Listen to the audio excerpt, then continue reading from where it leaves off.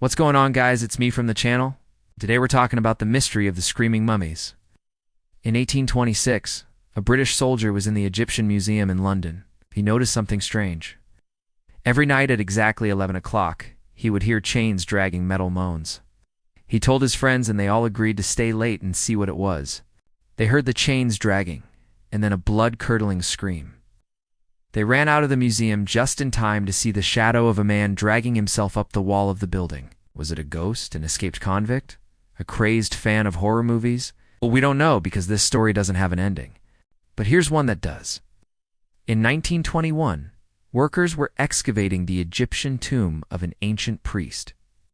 They found a secret passageway filled with sarcophagi. As they opened the stone coffins, they heard a noise like a human scream, but it wasn't coming from inside the coffins. It was coming from inside the walls. The workers broke open the bricks and found a small chamber behind the sarcophagus. Inside was a mummy. And when they unwrapped the bandages, they saw that it was a woman. And the reason she was screaming was because her jaw was made of wood, and she had been holding it in place for thousands of years. Finally, she was free. But some mysteries are best left unsolved, like the mystery of this next mummy. In 1938, an X-ray technician in New York was looking at an Egyptian mummy. What he saw shocked him. Inside the mummy, there was a smaller mummy. Was this a case of Russian nesting dollery? Not quite. You see, there were two mummies inside the larger one. And when the technicians took an X-ray of the second mummy, they found another smaller mummy inside that one.